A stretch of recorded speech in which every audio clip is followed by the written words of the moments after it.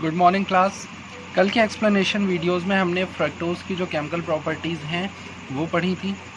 Last property जो हमने पढ़ी थी वो थी ऑक्सीडेशन, ऑक्सीकरण। आज स्टार्ट करते हैं उसके आगे से। तो जो हमारी नेक्स्ट प्रॉपर्टी है that is addition with HCN, HCN के साथ योग अभिक्रिया। ये आपने ग्लूकोज में भी पढ़ी थी। सेम प्रॉपर्टी होती है। ग्लूकोज में क्या होता था कि जो हाइड्रोजन साइनाइड आप यहाँ पर देख रहे हैं ये H+ और Cn- में ब्रेक होता है। कभी भी जब HCN होगा, बिकॉज ये एक एसिड भी है तो H+ आयन देगा, तो H+ और Cn- में ब्रेक होता है।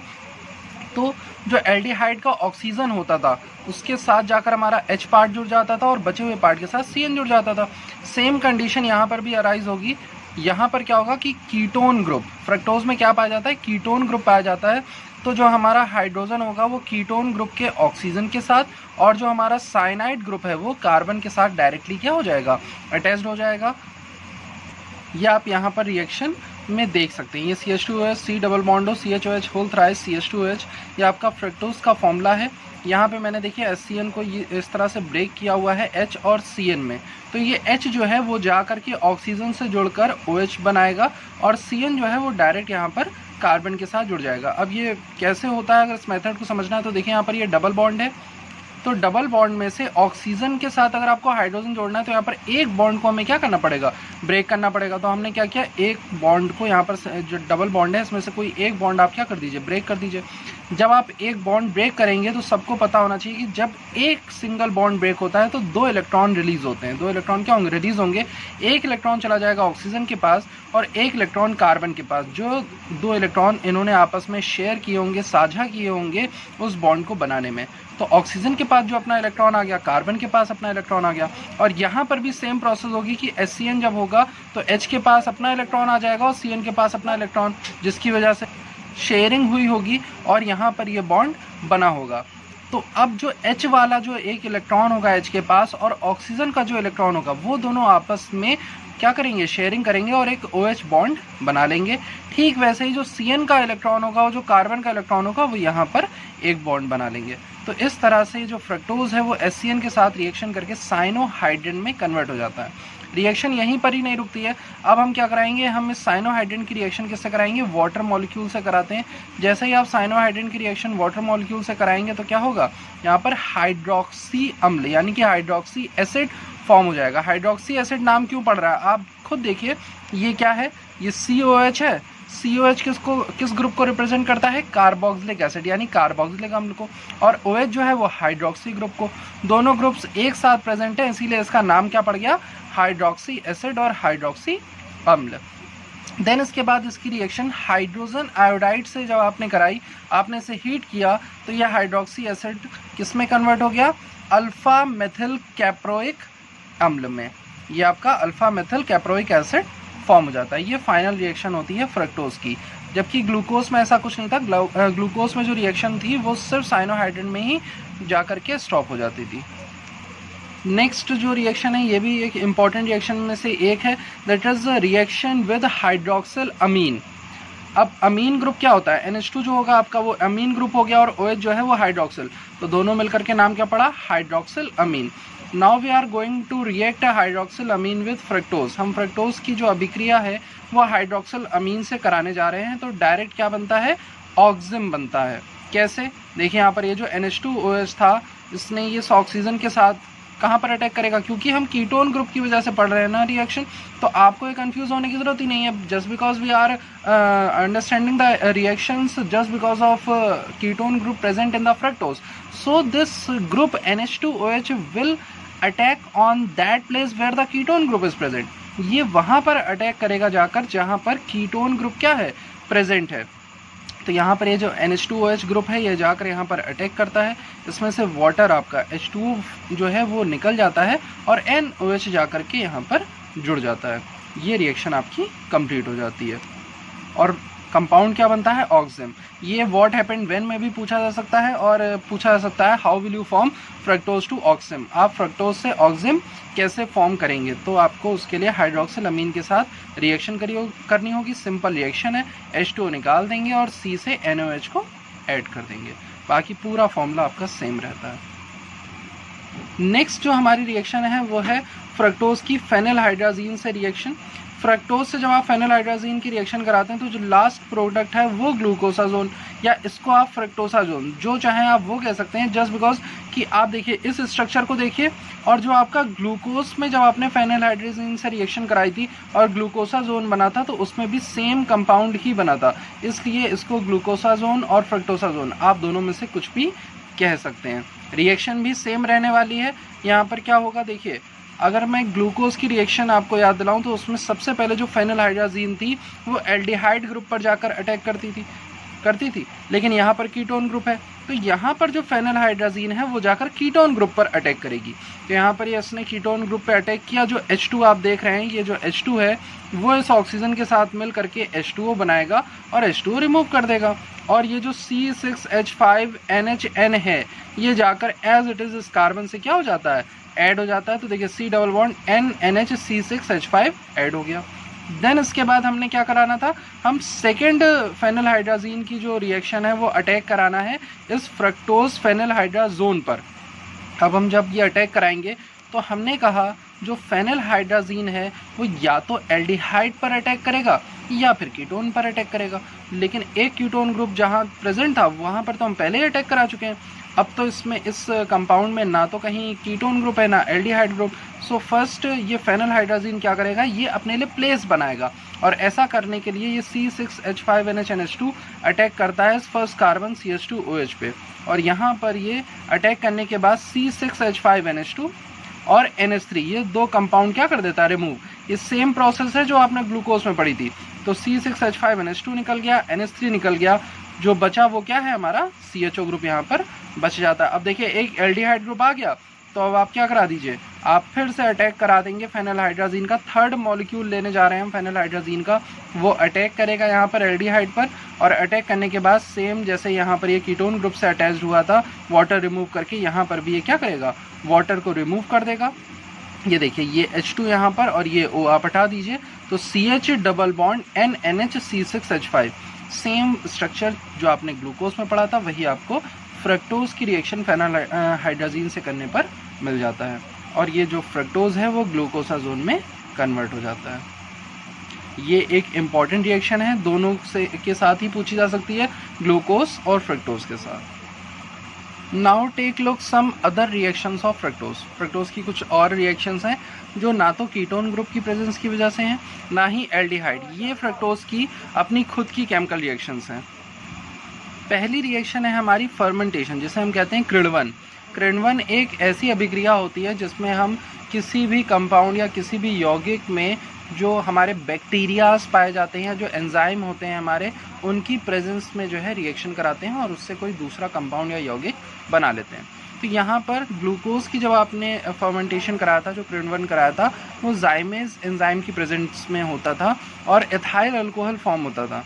सेम प्रोसेस यहाँ पर होगी, फ्रक्टोज भी जाइमेज की प्रेजेंस में जो है वो एथाइल अल्कोहल में कन्वर्ट हो रहा है। देखिए यहाँ पर ये आपका जाइमेज एंजाइम है, या ईस्ट भी प्रेजेंट हो सकता है। यहाँ पर जाइमेज एंजाइम के साथ ईस्ट भी प्रेजेंट होगा, और जो आपका फ्रक्टोज है वो डायरेक्टली किस में कन्वर्ट हो रहा है, वो एथाइल अल्कोहल और कार्बन डाइऑक्साइड में कन्वर्ट हो जाता है। ये एक डायरेक्ट कन्वर्जन भी है कि how will you convert the fructose in alcohol, so you can write this reaction for the conversion. ये आपका क्या है, सीधा परिवर्तन है। नेक्स्ट जो इम्पोर्टेंट रिएक्शन है वो है एक्शन विद कंसनट्रेट HCl। इसमें क्या होता है, जो हमारा फ्रक्टोज है वो HCl की प्रेजेंस में जब हम उसको हीट करते हैं तो ये लेवलिक एसिड और फॉर्मिक एसिड, यानी कि लेवलिक अम्ल और फॉर्मिक अम्ल में कन्वर्ट हो जाता है। ये भी आप एज अ कन्वर्जन याद कर सकते हैं कि how will you convert fructose directly into formic acid. आप फ्रक्टोज को सीधे फॉर्मिक अम्ल में या किसी भी अम्ल में कैसे कन्वर्ट करेंगे, तो आप कंसनट्रेट HCl की प्रेजेंस में उसे सिर्फ क्या कर देंगे, हीट कर देंगे। ये यहाँ पर जो है एज अ कैटलेटर यहाँ पर यूज़ हो रहा है, ठीक है।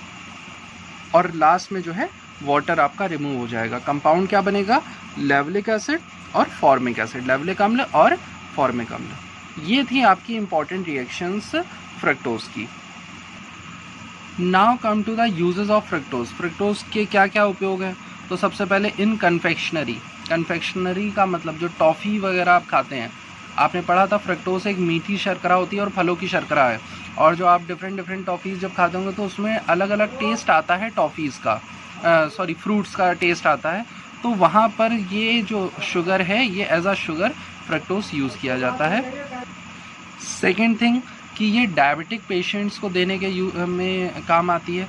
जो डायबिटिक पेशेंट होते हैं उनको ग्लूकोज़ की क्वांटिटी जो है उनके ब्लड में नहीं बढ़नी चाहिए, यानी उनके जो खून में ग्लूकोज़ की जो मात्रा है वो अगर बढ़ जाती है तो उन्हें शुगर होने का खतरा रहता है। अब आप कहोगे सर ये कैसे पॉसिबल है, फ्रक्टोज़ भी आपकी एक शुगर है और ग्लूकोज़ भी एक शुगर है, बट जो ग्लूकोज़ होता है उसका अपना फंक्शन होता है बॉडी में, उसकी अपनी केमिकल रिएक्शंस होती हैं जाकर के जो बॉडी में केमिकल्स प्रेजेंट है, तो फ्रक्टोज़ जो है वो उनके लिए हार्मफुल नहीं होता है, इसलिए ये डायबिटिक पेशेंट्स को दी जाती है।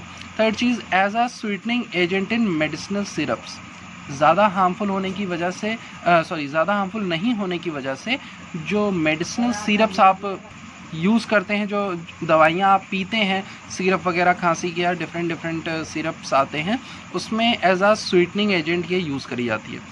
As an alternative of table sugar, हाँ टेबल शुगर आप इसे यूज़ कर सकते हैं एज अ टेबल शुगर, मतलब कि एक अल्टरनेटिव है।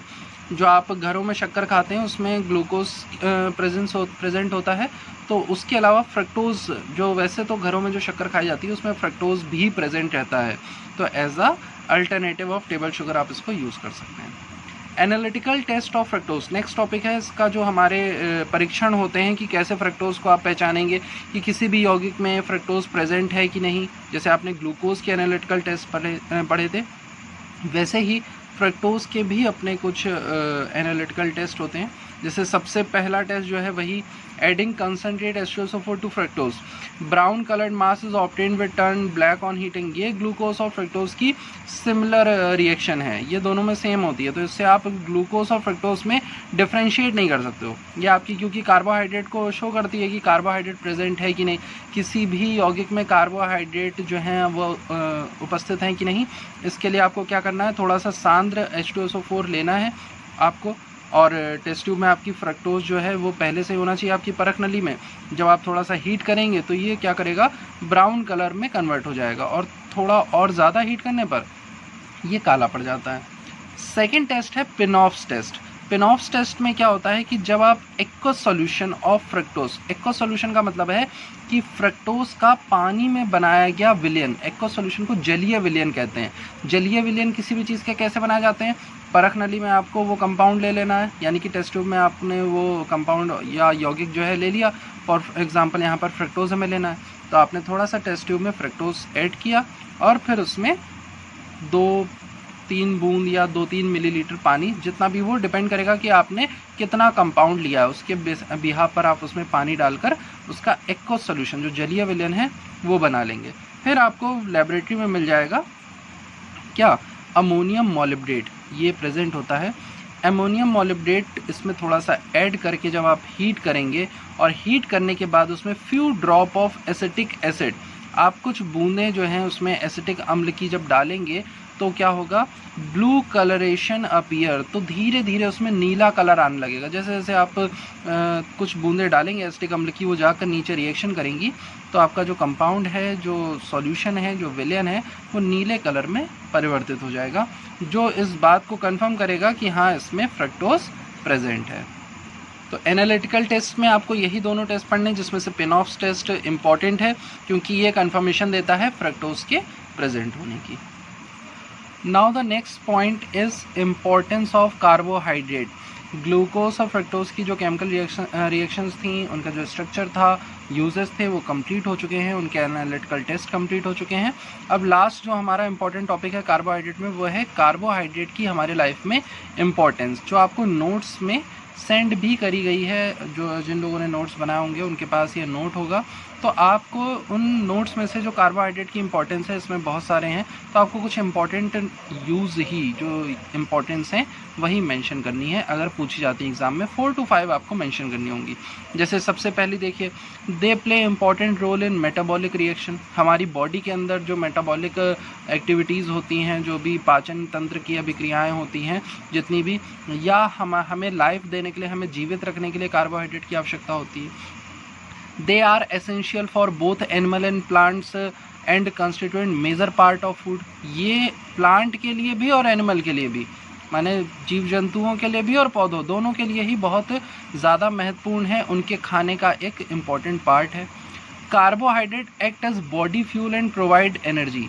कार्बोहाइड्रेट क्या करता है, हमारे लिए बॉडी फ्यूल का काम करता है और हमें एनर्जी प्रोवाइड कराता है। रिएक्शन आप सबको पता होगी, जो रेस्पिरेशन की, जो श्वसन की अभिक्रिया होती है, जिसमें ग्लूकोज एक कार्बोहाइड्रेट है, वो जब ऑक्सीजन के साथ अभिक्रिया करता है तो हमारे शरीर में, हमारी बॉडी में कार्बन डाइऑक्साइड, वाटर और एनर्जी, इन तीनों चीज़ों का निर्माण होता है। यही एनर्जी आपने सुना होगा एटीपी के फॉर्म में, एडेनोसिन ट्राइफॉस्फेट के फॉर्म में ये एनर्जी जो होती है, ऊर्जा जो होती है, हमारे शरीर की विभिन्न कोशिकाओं में, डिफरेंट सेल्स में पहुंचाई जाती है और इसी की वजह से आप कोई भी काम कर पाते हैं। तो ये कुछ इम्पोर्टेंस है आपकी,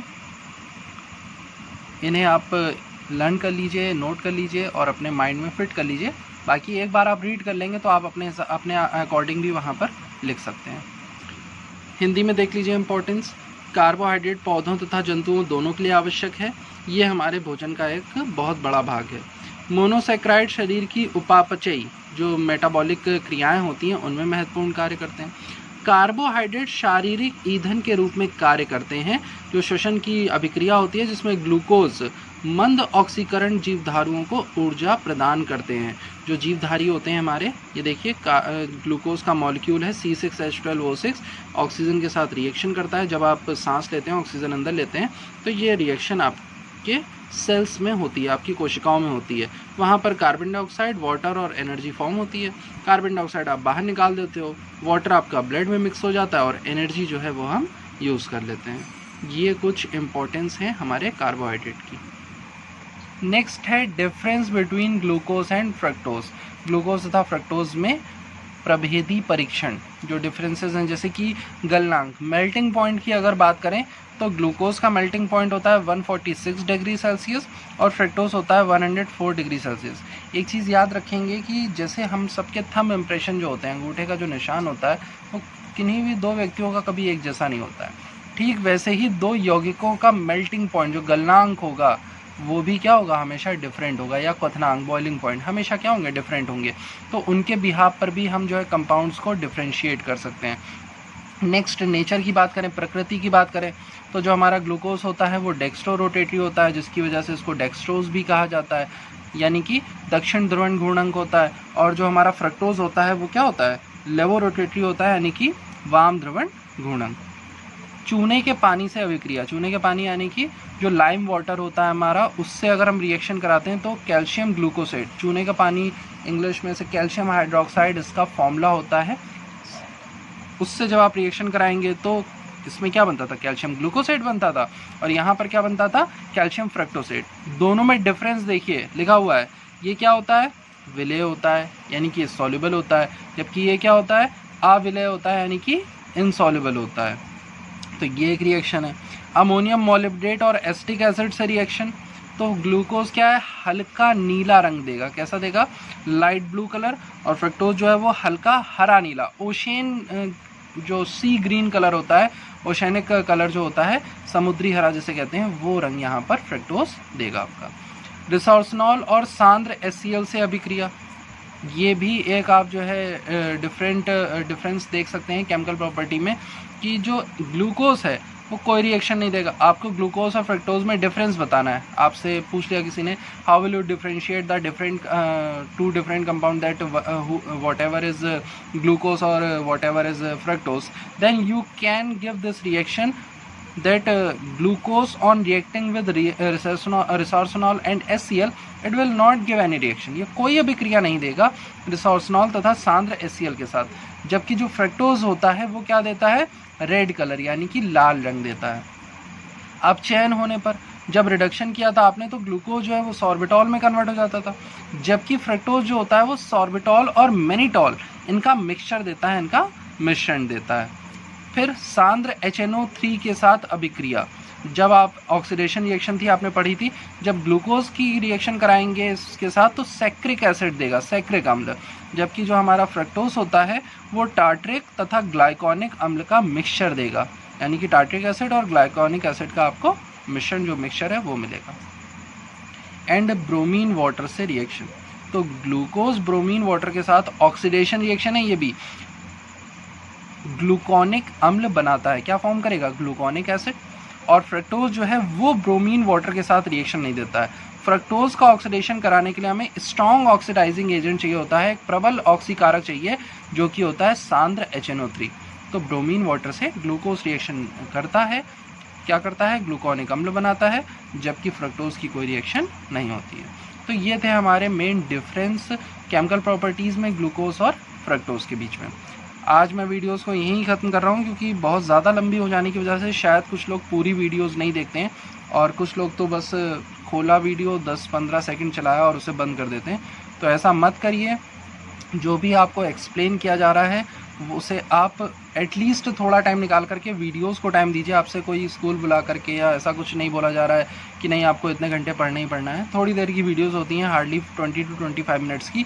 उन वीडियोस को ध्यान से देखिए और अपने सिलेबस को जो है ख़त्म करने की कोशिश करिए। जब आप वीडियोस देखेंगे, हाँ आप अपने आप से भी पढ़ सकते हैं, ऐसी बात नहीं है। बहुत से बच्चे जब 12th में आ जाते हैं तो सोचते हैं कि हम इतने बड़े हो गए कि अब हम ये टॉपिक तो हम खुद ही पढ़ सकते हैं जो सर हमें वीडियोस के थ्रू पढ़ा रहे हैं। बट हाँ, जब टीचर आपको कोई चीज़ एक्सप्लेन करते हैं तो वो आपको और जल्दी समझ में आ जाती है। तो इसलिए कह रहे हैं कि वीडियोस को पूरा देखिए। Okay class, thank you. और अगर कोई भी प्रॉब्लम हो तो आप क्लास के बीच में या क्लास के बाद जो है पूछ सकते हैं।